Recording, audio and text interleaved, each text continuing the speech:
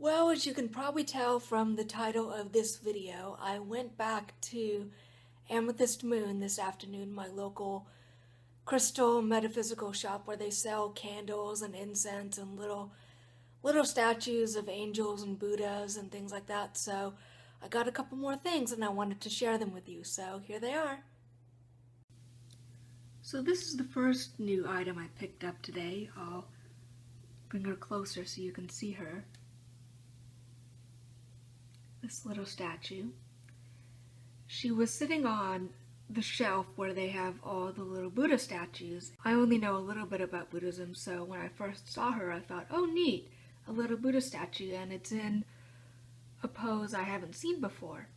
So I brought her up to, well, first of all, when I picked her up, she had a very calm, motherly, meditative energy, that energy of take time out of your day to just be calm, take time out of life to be calm, be still, listen to your heart, listen to the universe.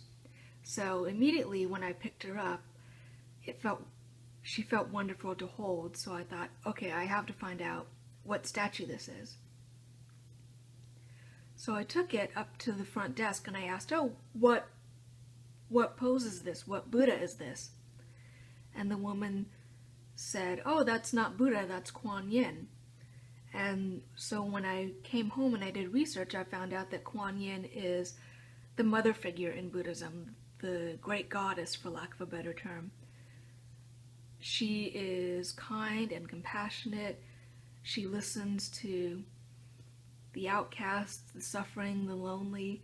She's been equated with the Virgin Mary, and that didn't surprise me at all, because when I held her, I got the same calm, peaceful, motherly sense that I get when I do the Healing with Mother Mary meditation by Sarah Hall. I've mentioned her before. Sarah is one of my favorite YouTube spiritual teachers, leaders, guides. She has lots of meditations, and one of them is called the Healing with Mother Mary meditation. And when I do that, I get the same calm, relaxing, the calm, be still feeling that I got when I first picked up this little statue of Kuan Yin. She just felt good to have. She felt like a motherly figure. So I picked her up, and I've decided to keep her here by my desk where I keep my healing crystal, my candle, close to where I work at my desk. I'm a writer, as I've mentioned before, and I feel it's important to have spiritual items around me when I write. This is where I write, where I work on my stories. This is where I meditate, where I, cast a circle, a clearing circle, and then sit and meditate. So this is my spiritual, creative space. So I feel it's important to have different spiritual statues and crystals and things around where I feel I'm going to be my most spiritual and my most creative. It feels good to have that energy flowing through the statues and the crystals and things, and knowing that it's coming through. Sort of like when an artist makes a painting or writes a story, they put a little bit of themselves in that story, a little bit of their spirit and energy, and the same goes, I think, for statues of angels, saints, the divine, all that good things. So that's the first new item I brought home today, my little Kuan Yin. And then up here I got these two beautiful things to hang on my wall. Again, close to my computer. But up here we have a little wooden Celtic cross that I just thought was beautiful. I wanted to get a little cross, a little something, but I didn't want it to be too big and garish, because I think when statues and crosses and things are too big, it seems more about the person showing off the wall ornament or the thing or the statue of whatever it is. So I like little spiritual statues, but I like them to be a little bit more subtle rather than big giant stuff on the wall or big giant statues. So I got this little wooden Celtic cross. I just thought it looked pretty.